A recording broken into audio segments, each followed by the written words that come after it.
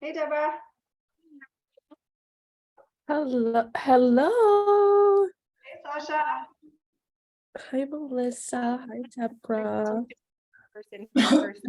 Sasha, it was great to see you last week. It was oh my gosh, it was so nice to see you too, and both of you. Melissa, you had a really nice dress. You're just so smart because your dress was short sleeve. I was sweating from like head to toe. You looked so comfortable and so elegant. Well, I would not like if I was working in the office, I would never have worn a dress like that. I mean, I guess I could have had a blazer over it, but I thought, you know what? I'm coming from home. So like Exactly. Why not? Yeah. it was nice to see you in heels. Oh my gosh, thank you. Yeah, it was Back to your usual self, like pretty much. yeah, we'll see. Yeah. It's healing, yeah, pretty good. Trying to make it a distant memory. I'm waiting for it to fully heal, which is gonna be a year, and then I want to put a tattoo over it so I never have to think of it again. Give it like some kind of muscle, like strength tattoo. Oh, thank you. That's a great idea. Deb, I'm so excited that you're presenting today. Me too. Thank you.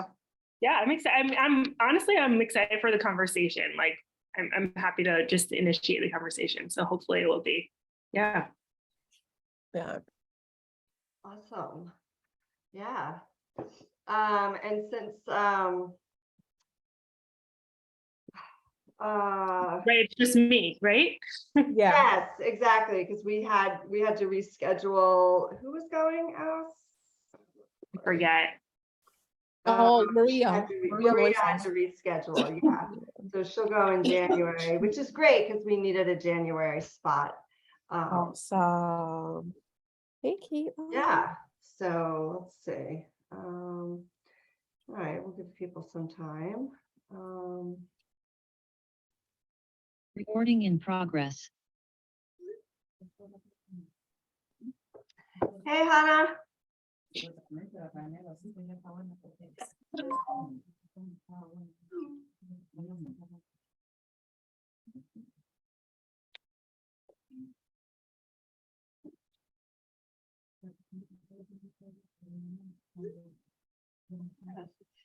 And welcome, Tiara. We'll do some intros in a few minutes. Let's just wait for a few more people to log on, but it's nice to see you. Nice to see you too. Thank you.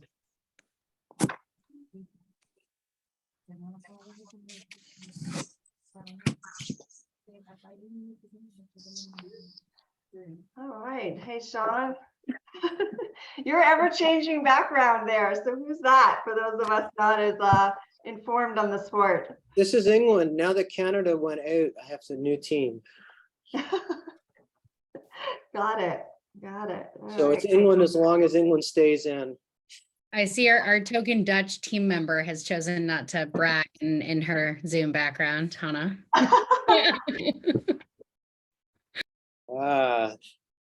They have a tough game.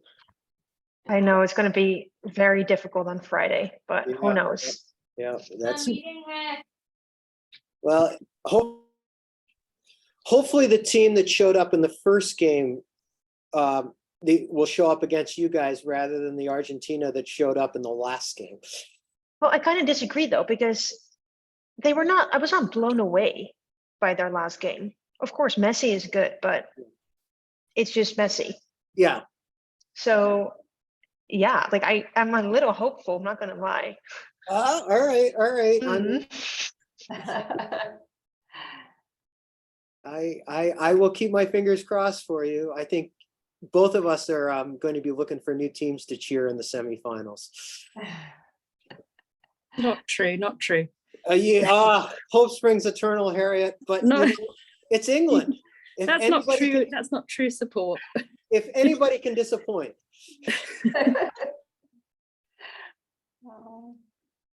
I hope I'm wrong. I'm like behind them. All right, why don't we go ahead and get started? There'll be a few more people logging on. Maria unfortunately has to reschedule. She's out sick, so we'll just have Deborah today. But before we do that, let's have some quick introductions. We have Tiara Hills here for the first time. She is a new research coordinator working on the World Trade Center project. Do you want to just give a quick introduction? And welcome. Sure. Thank you. Hi, everyone.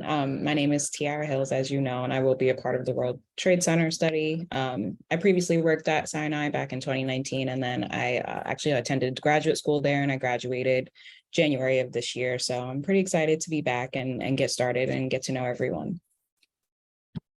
Well, it's wonderful to have you, and we'll have some presentations about that project coming up in the next quarter as well. So that will be exciting.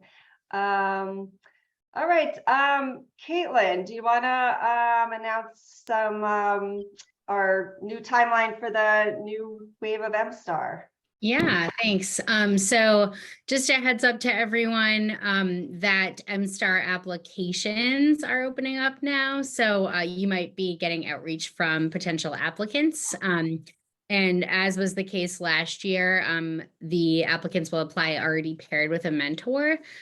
So if you could keep an eye out for that. If you have any questions as a potential mentor, please feel free to reach out to me, Melissa, and Rainier. And we would appreciate it if you could be responsive to folks. I know it's tough over the holidays, so if there is time that you need to hand folks off, or you have any questions or need extensions on things, please just give us a heads up and we'll work with you. Yeah, the deadline is January 9th, right? 9th. Mm-hmm. And if anyone was, I don't think I see anyone who is not, but if anyone's interested in being a mentor and is not already on our, mentor preview document, please let us know and we can just update that for the students. We had the info session and there's obviously quite a bit of interest in the program again. So hopefully we'll get a lot of applications. Okay, I also see, not on screen, but Laura, would you like to introduce yourself or? I'm just eating my lunch. Welcome. I work with Dr. Dharmarajan on radiation oncology study that focuses on older adults. So, and Deborah actually showed me around Hess once, and I observed her doing some quality of life questionnaires. So I'm excited to hear what she has to present today. All right, great. Well, welcome. Thank you. We'll probably have Kavita as well coming on at some point to walk through some of your Beeson work too, now that it's coming together. So we'll have that on the schedule for our next quarter as well. Anything else? Anyone have any updates? Anything else we should discuss or be aware of?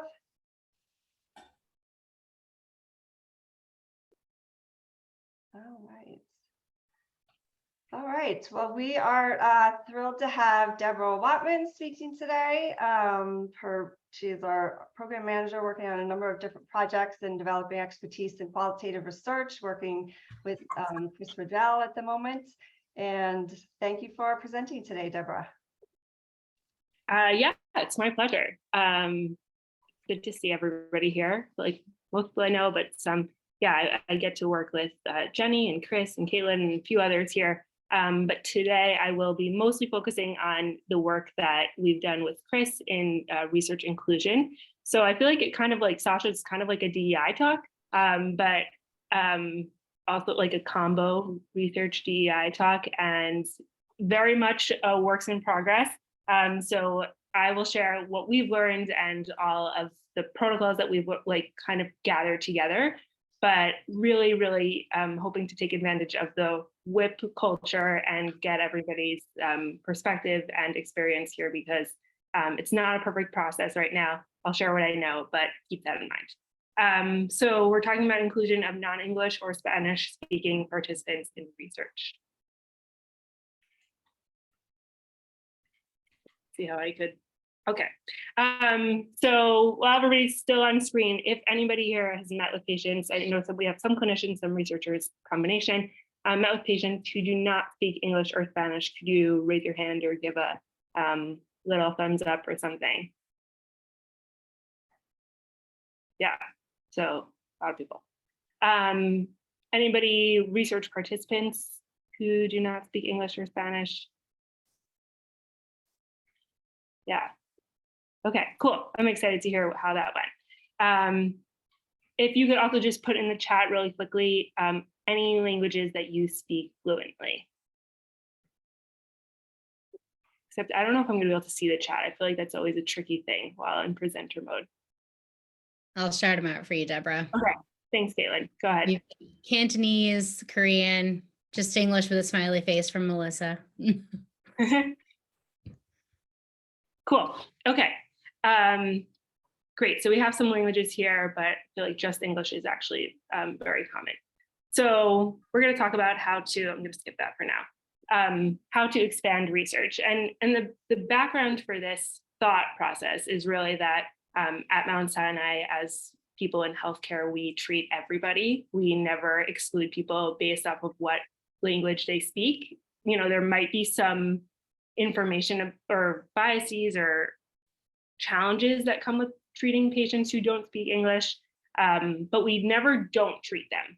So the idea here is that we are doing qualitative research. The whole point behind qualitative research is to understand the patient or the caregiver or whoever we're working with, to understand their experience and to get to learn some more from them.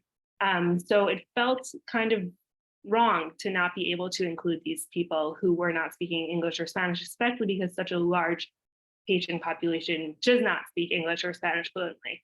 So that's the background, that like really just ethically, culturally, we want to be able to include people. And then from more of like a research perspective, excluding non-English speakers may produce results that really don't accurately represent what's going on. And from a practical perspective, I'll just say that we came to this from an enrollment viewpoint. So enrollment is challenging. I think that's safe to say that enrollment is challenging across the board. And we were, Chris and I, we were seeing that a lot of the patients we were unable to speak with because they didn't speak English. Sasha's helped with the Spanish speaking people, but then there were a lot of people who just were speaking other languages, and we had to keep excluding people. And excluding more and more people with an already difficult enrollment situation was just like a practical difficulty. So that's another reason why we tried to open up enrollment and to include more people. So there are a whole number of different reasons why we feel like including people who do not speak English or Spanish is super important. I'm going to pause. Anybody have any thoughts off the bat? Okay. And again, if anybody, I can't really see everybody, so, okay. So that's like for me, like the interesting part to think about, and what I hope to get back to in a few minutes. This is the technical part that we've learned how to be able to do this. It's technical, so anybody who wants to be able to do this, you have the PowerPoint, we have it written up in another protocol. So I'll sort of go through some of it more quickly, but just so that you know that there are many steps in place. And a little bit of a framework is that there are a few groups of people that we work with. So we work with the IRB, we work with the patient themselves, and then we work with Mount Sinai Interpreting Services. So those are like the three different groups that need to come together to make this happen, to make number 10, the end goal, interview, participant, and collect data happen. So that's just how I think about it. So the first things first is when you're writing your protocol or when you're modifying to be able to do this, this is just some language that you can include in your HRP, something that you need to do, because before you include for patients who do not speak English or Spanish, you need permission. So just, the language here, participants who speak another language can participate with the help of a certified medical interpreter from Mount Sinai or a third-party interpretation service. This is approved language, so you can, copy and paste it. Let me know if you need it. But yeah, so I learned that the Program for Protection of Human Subjects, the IRB office, has a complete protocol in place. This is not like a new protocol. This is something that's in place. This is something that they do. It's just like cumbersome. After you have that IRB approval, so everything that we talk about now is going to assume that we have IRB approval to include people who do not speak English or Spanish. So then we need to have a phone interpreter account just to be able to talk to participants. This is just so you know, like a lot of this is like just FYI. So this is FYI, there are interpreter numbers that you can call. I'm sure many of the people who said they've spoken to patients who do not speak English or Spanish know this already. This is like any Mount Sinai person can call this interpreter. But what you're going to want to do is, if you plan on doing this more than once, which hopefully we all will, there's a way to get your own phone interpreter for your designated project. So it's just like you would do for any other part of the project when you want to set up a finance piece of it, like we do for Tango gift cards or for anything else. This is it. This is who you contact. This is what you have to provide. This is how much it costs. I'll move on, but it's part of it. So once you do this, you will have your specific phone number to call for language services. Okay, so we've done IRB stuff, we've done language services, we're back to the patient. And most of this is actually written out in a way that's like a remote protocol, because that's how we initially started, but I so much more prefer to be in the clinic and talking to people directly. So this is the remote protocol, but it lines up the same way if you're in person. You get to skip a few steps. Okay, so this is like the same thing that you would do for any research participant, right? You're calling, you're doing that initial phone call, you're assessing interest, you're doing it with an interpreter. Any questions so far? I feel like I'm just, okay, I'll keep going. If the patient is interested, right? If the patient is interested, next step. This is back to the IRB. So you need to request what's known as the short form from the IRB. And this is like the added piece of the consent process that needs to be in place before you can move forward. So you need to learn what language they speak. So it's like, we have Mr. S who actually speaks Bengali. Can you help us get a short form prepared? Your IRB analyst will then respond to you with a short form pretty quickly. This is what a short form looks like. So I don't know if you can see, but like you kind of just have to fill it out to your project. So you put in your phone number, you put like Dr. Christopher Waddell or Deborah Watman. And this is like the key piece. Once you have this in place, then you can continue with your consent form, your consent process. Back to the language services piece. So this is also like pretty technical. I'll just move on with it. But this is the person, Silvina. She's super helpful at language services. She can coordinate an interpreter for you. It is important to remember that, this is like a little bit of a tricky part of just like coordinating with so many different people. They do want the request for 3 to 4 business days before, because a lot of their interpreters are contracted out or contracted in, but they need a few days notice. It is super like exciting and helpful if you can get a Mount Sinai interpreter. There are several Mount Sinai interpreters on staff who speaks like specific languages. They did not speak, there was no Bengali speaking person on Mount Sinai staff, but there is Cantonese and Mandarin, so that's really helpful when that happens.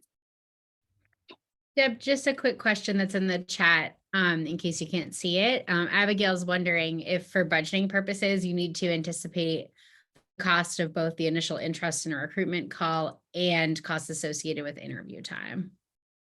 Yeah, I think so. I think both of them. I guess that would depend on how long your initial calls generally are, but they both are they both are charged. Thanks. Yeah. Okay. Also, sorry, just to follow up, if it's okay to do right now. Just have you had experiences where sometimes we call and we get voicemail and it takes several times to connect, and it sounds like you need to have a scheduled time with this interpreter that needs to be pretty planned out. I mean, maybe you can speak to this later, but just logistics wise, how do you negotiate all these sort of real world challenges with setting up this intermediary who it may not be as flexible as, you know, we tend to need to be? Yeah, I really appreciate that, because that's like the whole thing. That's really challenging. It's a big part of it. So my experience, we were trying to interview somebody who spoke Bengali, and so that required an interpreter outside of Mount Sinai. And this person who was one of those, you know, research participants who were like, I actually don't feel well right now. Can you call me in a half an hour? Oh, my daughter will be home in like a few hours. Call me then. Like, actually, I can't do it. Call me next week. And we had the interpreter on the phone each time, and it was really challenging. Like, and this went on for like several weeks, and ultimately that patient, we got to the point where like he was on the phone and we were ready with the consent forms. We were doing the short forms, and he was like, I'm not really sure. And it didn't work, as like this happens. And it took a lot of time. So I feel like time is crucial, which I know that a lot of people don't have. Sometimes it's really fast, but it definitely did take a lot of time. And I will say that my experience working with one of the interpreters on Mount Sinai staff was amazing. She was like on site. She was able to meet me when I needed to. She emailed very professionally, like very quickly. Like, it was so different than working with this interpreter who didn't know the hospital system as well, who wasn't as familiar with research. So different. But I am curious to hear how we can improve that, because it's really a challenge. It's like really limiting. Yeah, and I think part of this is like any general research tips and tricks that people have for recruitment will also apply to this. So if yeah, I don't know if anybody or Abigail, if you have thoughts on that, I think it would apply the same way. Okay, I'll keep going, but thanks for that. So this is like the calendaring, the coordinating, and this is when like we bring together the language services and the patient, and more. So let's say like we were to have this patient who was speaking Bengali, and then like I would have, let's say like Caitlin would be my witness. So, and then it would be me and an interpreter. So there's 4 people on this call, 4 people who we coordinated with, who are ready to go. There's also like a little bit of a tricky part about sending reminders, because I can't type in, like I can't type to this person who speaks Bengali. So that's tricky, but hopefully everybody's there, everybody's ready to go. I would try to tell the interpreter to sign on like several minutes, maybe 15 minutes early, so that we can go over what they're about to do and get them acquainted with the research. And even when I was working with Faith, who's part of the Mount Sinai system, she initiated a meeting before our meeting with the patient. She's like, hey, can you tell me what we're doing? And that was really good learning for me, because I was like, oh, this meeting is actually really helpful. We should do this with whoever we can, with the interpreter before the patient's on the phone. Because once the interpreter is on the phone, they have to go back. The interpreter is going to read the short form. So some people are really comfortable with that, but sometimes the interpreter is like not really familiar with research protocols, or they should be because they're medical interpreters, but they will read this short form, which is basically the same thing as like the initial part of the consent form. It says things like, research is voluntary, we're trying to learn something, you don't have to participate, all those things that we, you know, speak about a lot. If the potential participant is interested, they have to sign this. Once they sign the short form, we can continue with the long form. The long form is your regular consent form that you're used to. But this short form piece is like, that's like the big thing to get over. Okay, I'm gonna just go back here. Okay, once they fill out the short form, then you are doing the long form with the interpreter. Very cumbersome, because every few lines you're reading and then the interpreter isn't interpreting. And we know that like consenting patients is already sometimes challenging. And I feel like I've gotten to listen to some people do it here really skillfully, but it is a skill. And so doing it with an interpreter is like an added thing to learn how to do. I'm not a pro at it. I wonder if like anybody could make it feel easier for everybody on the call. Okay, so if they agree, then they sign the long form. That's it. Sorry. And we're moving forward. Any questions? I feel like I see a chat, but I don't know. Nothing new in the Okay. chat. Okay, great. If you've completed that, then you're like in really good shape because consents have all been completed.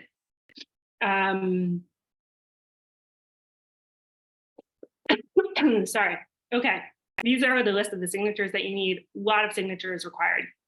Something that's an added level of complication is when the participant is not comfortable signing over Zoom, because then we don't have the signatures.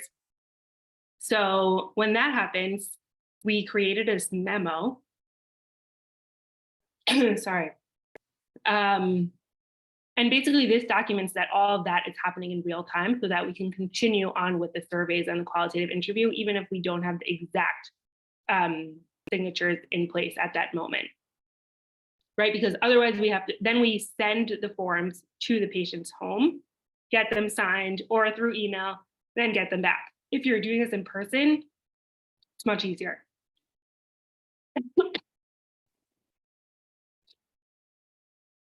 Okay. I'll keep going. My throat, sorry. Okay, right, so there's like a whole thing with the signatures. Definitely recommend being able to do this in person or with somebody who could sign really easily, but a lot of these participants can't. Okay. Yeah, then if all this goes well, which is like, you know, process, you just heard me talk about it, but in real life, it's like, it's a process, then you could start to interview them. Then that's challenging. So I'll share my tips and tricks, and then I'm going to open it up for questions because I could use some tips and tricks from everybody here. So my tips and tricks are definitely meet the person in clinic whenever possible, because it's so much easier. Even if I'm in clinic meeting with a patient and have the interpreter on my phone, it's better than having the patient, interpreter, and myself on the phone. So anybody who you can eliminate from being on the phone, it's better. If you can work with Mount Sinai interpreters, that's great. Just remember there's a longer timetable if you're not. So 3 to 4 days is something that you have to keep in mind, 3 to 4 business days. This was really a difficult situation. One time I was in the hospital with a non-Sinai interpreter who we got to work with us. They worked on a very strict time schedule. So like, I feel like anybody here, if you're like in a situation and you can manage 10 more minutes, you'll stay. But this person couldn't and wouldn't. So we were like 10 more minutes from completing like the last few questions, and they're like, sorry, gotta go. So over budget if you can. Interesting about Chinese written language, I didn't realize that you need to be clear if it's simplified or traditional for the IRB short form. I think that's it, yeah. Okay, here are areas for improvement. This is where hopefully everybody could step in. So for the study that we're working on with Chris, it's several questionnaires. So like the FACT-HEP, the Zarek caregiver, the HADS for anybody who's familiar, and it's like takes about 25 to 30 minutes with an English speaking participant. But with somebody who doesn't speak English, it's like an hour. It's really hard, long. So, and then an added part of it is qualitative interview. So I'm wondering how we can make that easier on everybody in the room. How can we decrease the fatigue that comes with this? And then like a third part of it is, I think a big reason why I meet people in the clinic and why anybody here does is because it's much easier to build rapport. Even on the phone, I could be like, I could talk to these people, or like if it's on Zoom, there's like anything that we all do that makes it more comfortable before we talk about end of life care and death and dying and fear and symptoms around liver cancer and liver disease and caregiving, which is all like really hard to talk about. I can't do any of that without being able to communicate, or much less. And I'm wondering how we can increase that with with the language barrier. And then, yeah, and then just like talking about I've like had the privilege to listen to Chris talk to these people about really sensitive matters. And it's really hard when you're doing that with an interpreter, especially an interpreter who is from a different cultural background, who is not used to talking about death and dying in any way whatsoever. The patients aren't, the interpreters aren't, and then like you're just like bringing all these like really heavy topics, and it's like, oh, let's back off. So how can we do that a little better? I'm going to stop screen sharing for a second and open up to questions. Any thoughts or perspectives here? I just have a quick comment and a question, which is just, I am very grateful that you're doing this and that you've become an expert in kind of the structure of this and the details, like as we move to try to build more infrastructure for people doing trials or qualitative research, any of the patient-facing research. Sinai has just an amazingly diverse patient population and community, and so taking advantage of that requires this. And so thank you for diving in and kind of educating all of us on how all of this could work. So thank you, Deborah and Chris and others that have worked on this as well. And Sarah too. Oh, my last slide, I totally forgot. Sarah Lubetsky has really guided us through this. So thanks to her, thanks to Chris. Yeah. Harriet, you want to go ahead? Yeah, thanks so much. This is really amazing. And so just to echo what Melissa said, so great that we're thinking more deeply about this and how we can be more inclusive. I don't know that it addresses the language question, but I'm wondering about, as I'm always wondering about, the role of community advisory boards and community engagement groups in this regard. I know that Renee Elk at UAB is doing a lot of work with the community advisory boards, actually having members of the community introduce the research studies to the potential research participant. And that's actually really improving, or well, she's found and is about to publish that that's actually improving recruitment into the studies. And I think it really gets to the fact that a lot of the work that we're doing is around kind of very sensitive topics. It requires a lot of trust in the researchers.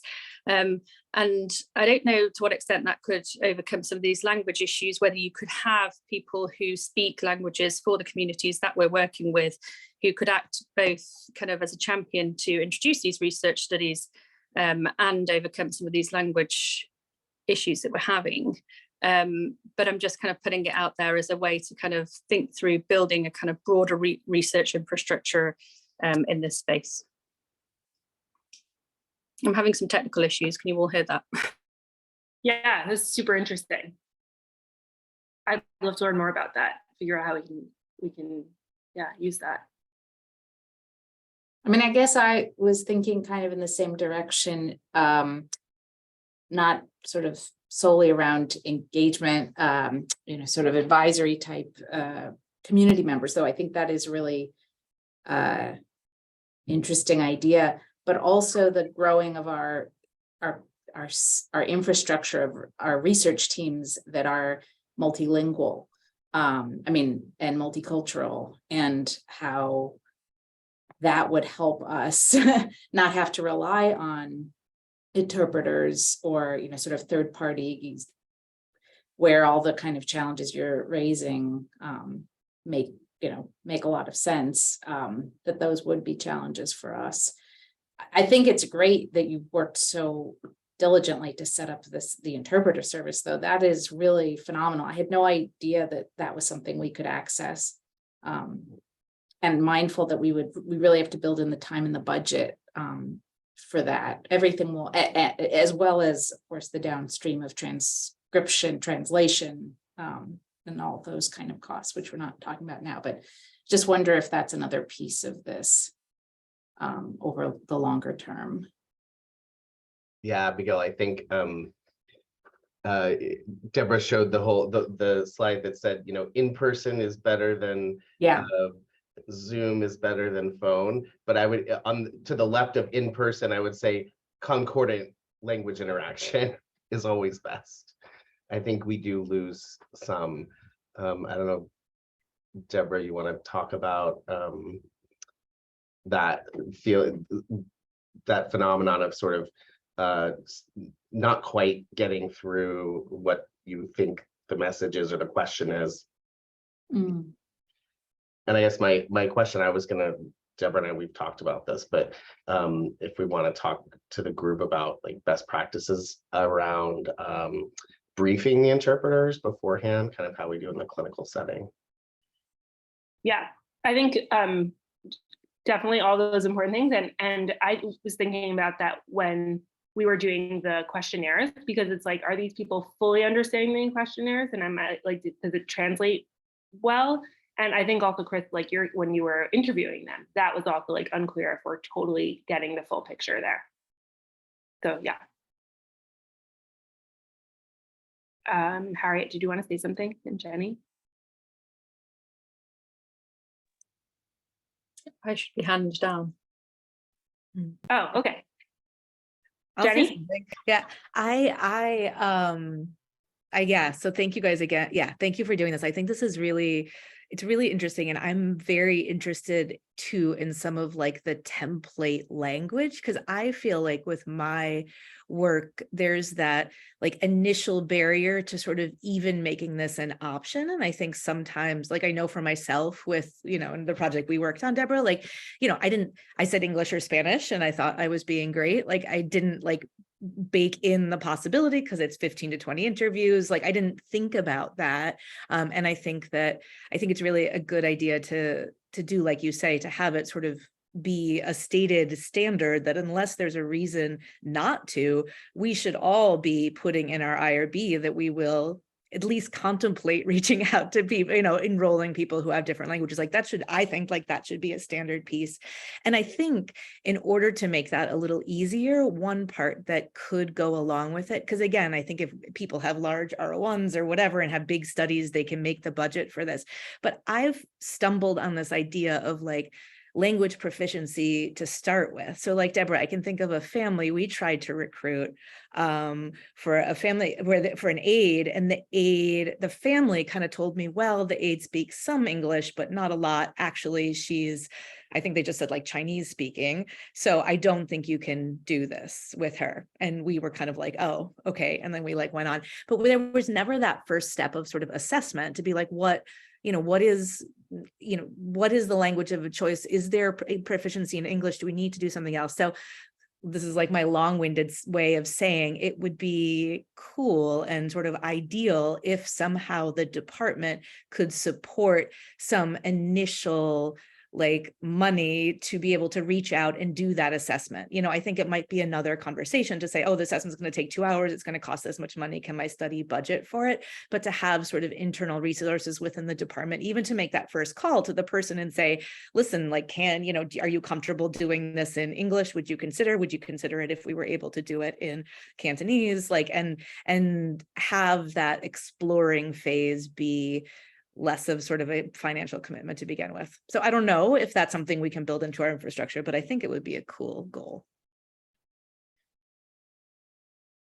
And something you said also makes me think that I think we could start to put together some language to go into grants that kind of highlight that we have infrastructure at Sinai as well as within our department already built in, and therefore we're able to access the diverse population and do interviews or enrollment or things like that. So if we started getting that together, I think we could use that as a strength of kind of funding research at Sinai with our population. So, and I think, yeah, exactly, because we may choose not to. It may be that like for a qualitative study of 15 people, we just don't have the capacity, and that's just the reality of it. And that's okay. But I think like to start from the place that we would consider it and then have reasons not to, as opposed to having to kind of do it in the other direction. I think that could really open things up.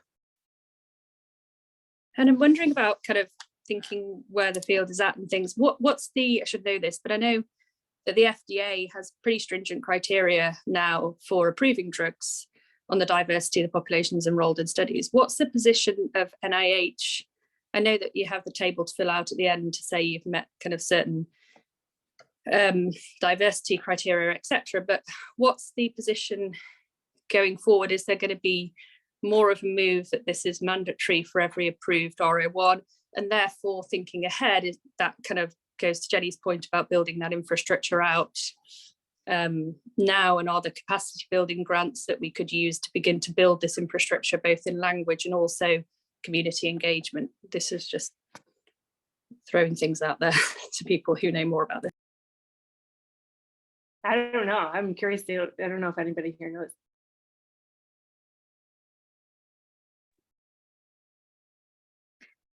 And I think related to, it's like maybe not NIH guidelines, but sort of standard of care. Like I feel like we talk about our survey instruments being validated in different languages, right? And I think that we're very quick to say this was not validated in Spanish, so we can't use it, but probably it was in Spanish. But like, you know, so I think there's also that piece too, where there's two ways of thinking. I mean, one is the default, like a qualitative interview is one thing, but if you're doing some sort of, you know, index that's only validated in one or two languages, you know, what does it mean to change it? And how do we kind of add to that conversation to say formally, it's better to try and maybe not have it 100% right than to like exclude a whole, you know, groups of people. So there must be some ongoing dialogue about that, but that might be also some of what we would want to be able to collect as sort of resources to say that this effort of language inclusivity is important, you know, regardless of the obvious ways that it's not, you know, exactly that kind of standard that we, you know, we're thinking of for research.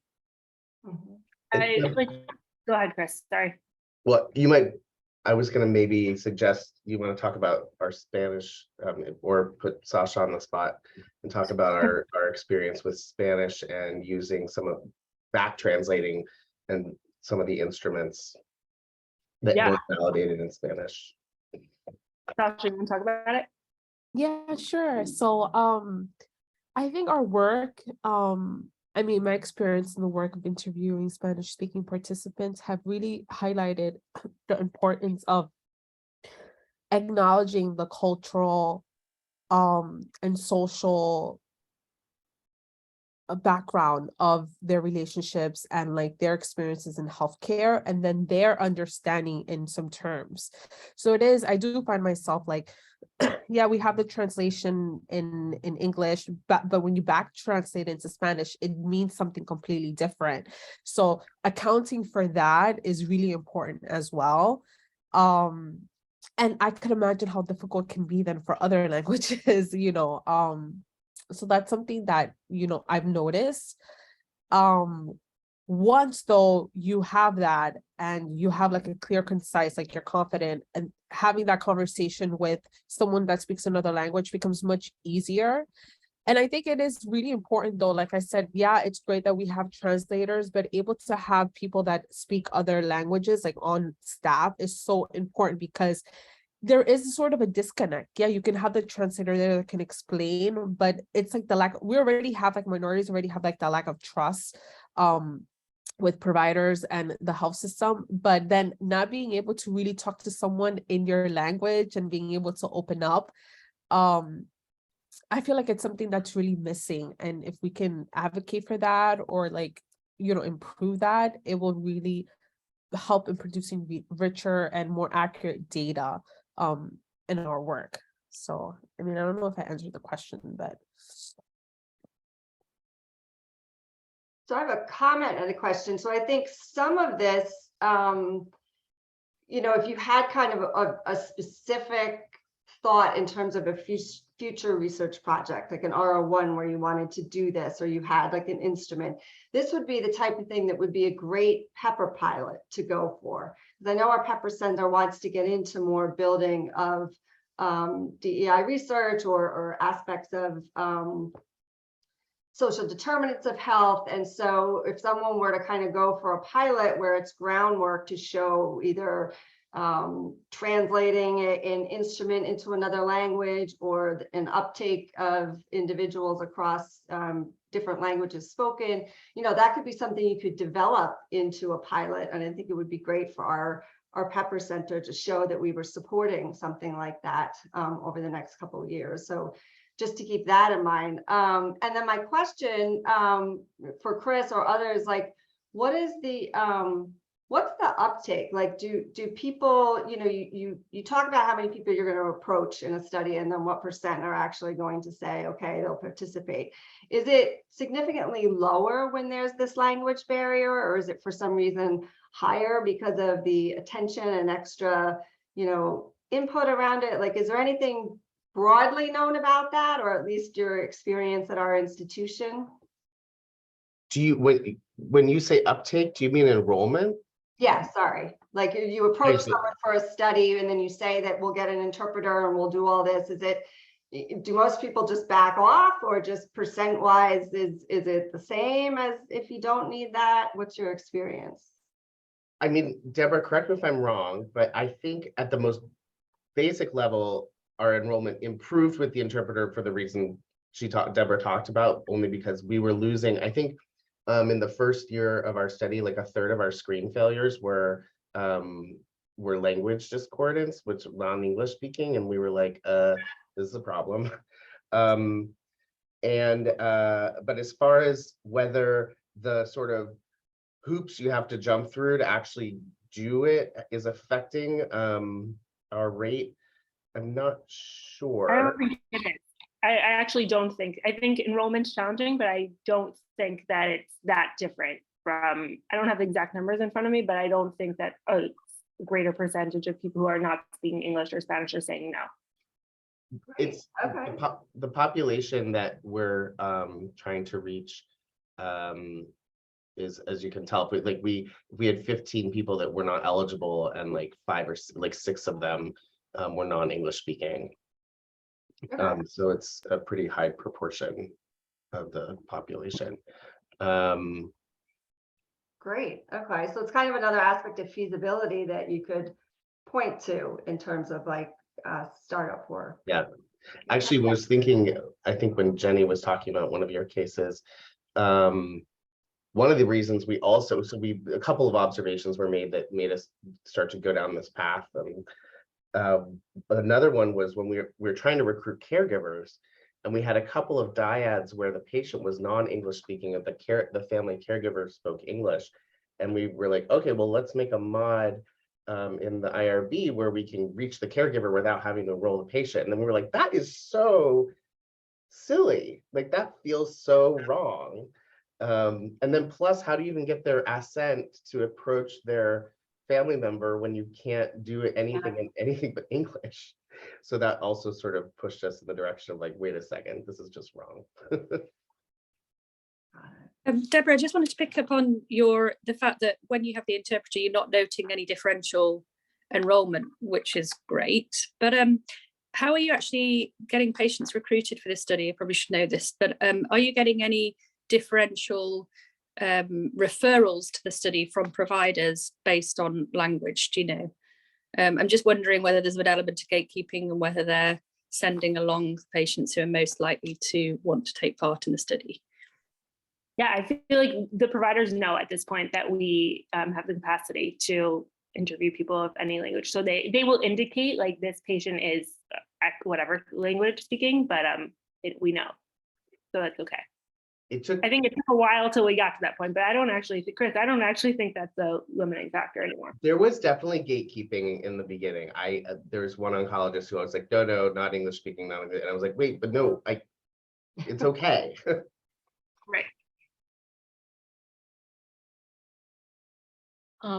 Chris and Deborah, thank you so much. I had a question that's maybe more specific to your experience. I'm curious, because I sometimes have trouble reconciling, like when there may be a patient who and a family member or a proxy or like a daughter or son or someone who they would rather the proxy or the family member be the interpreter. And some of it goes to Sasha's point of like who they trust, and they see this person in the room, they see me in the room or whatever, but like the interpreter is this like abstract concept over the phone. And I'm just curious whether you've experienced that and what you've done, whether you've still enrolled that patient with the caregiver or the proxy as the person, as the, person who helps with the translation, or whether that person has not been enrolled in the study? Yeah, so that was actually the first patient who spoke Bengali, and they went back and first was pretty comfortable with talking to me and the interpreter, and then saw a form that they needed to sign. And they're like, you need to wait till my daughter's here. And this was all on the phone and Zoom. And it was hard to get the daughter there to be available. So we did that a few times. Then the daughter, then they weren't comfortable. That was it. We kind of just dropped after several times of that. I don't know what to do about that kind of thing, because it was hard. The other times that I've interviewed in the clinic, the patient was there without a family member and were comfortable being there without a family member. So it didn't come up. And Kavita, I think that in my head, I sort of am dividing out the clinical experience and the research experience. In the research setting, I think it's okay for us to be very concrete and just be like, okay, well, that's totally fine, but our protocol requires us to use an interpreter, and so thank you for your time. Whereas with a clinical scenario, yeah, we can say that and be like, oh, we want to let you be, X family member, play the role of daughter. But if they push hard enough, we'd be like, okay, let's just get on with it. We did have one also case where the wife of a patient, he said, yes, I speak English, and it turns out that really wasn't so proficient. His wife answered all the questions for him, and the interview in the end was not terribly helpful to the study. Yeah. Thank you. Deborah, I have a question for you. How do you manage setting up a Zoom call for patients who might be older and may not, I don't know, use Zoom or? Yeah, there's some improvising. So a lot of times, I'll have the interpreter, not a lot, none of this happens a lot. Just to be clear, we're all in pilot stages of all of this. But I have had the patient on my phone and the interpreter on Zoom. So I will never insist that the patient figures out Zoom. There have been times when patients again, wait till my daughter's here, they can get me on Zoom, but I think it's much easier to have the patient on the phone. And then there's a little bit of that's why it's helpful to have the interpreter there a little bit earlier to make sure that the sound works out and that your phone is, the whole thing. One time we had an interpreter who the sound system was just so terrible, so it was impossible to communicate between all those parties. But that's how. And then the signature thing gets complicated because they can't sign it on Zoom, so you mail it. And can you describe how you do that signature on Zoom? Yeah, it's kind of how you would do it with anybody. You either do it through the chat, and then somebody signs, and you upload the next signed copy and ask them to sign, or do it through email. Cumbersome. I think department-wide we should maybe consider DocuSign or something, because it's kind of awkward. Did I we? just want to give a Go ahead, Chris. I was just going to give a shout out to all the research staff, because I think one of the biggest hurdles for some of these enrollments is the witnessing the consent. And I just see a lot of people really jumping in to help each other. Like you saw, Maurice was on the example Deborah showed, and I'm always hearing of somebody calling, Chris Espino or someone else. So anyway, I think it's really great that people are all helping each other out. Abigail. We've been doing a lot of verbal consent too, just to throw that out as a possibility where you don't actually have to take a signature, especially if you're doing a lot of remote interviewing. That seems to be acceptable through IRB. And you write that specifically in your IRB protocol?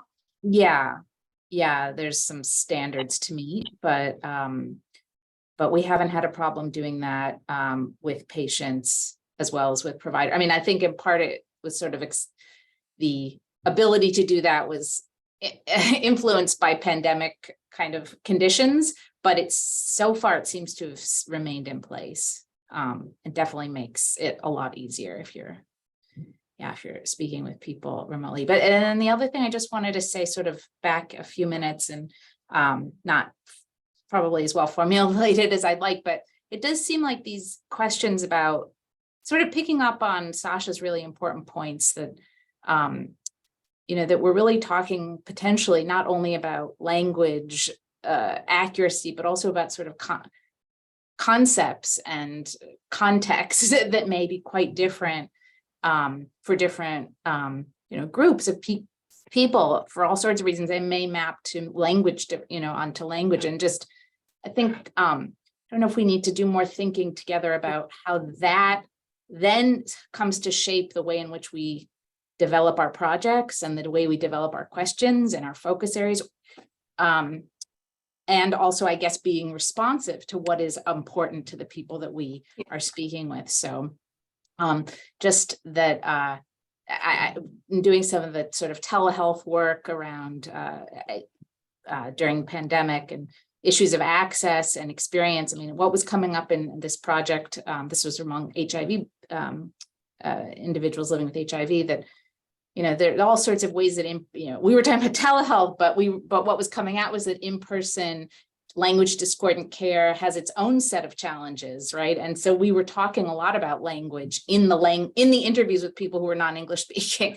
So there may be a way that kind of the topic of language and culture and appropriateness, starts to enter in. So I'm sorry, that's not very concise, but I think this just opens up those kinds of things to think about and how we approach that.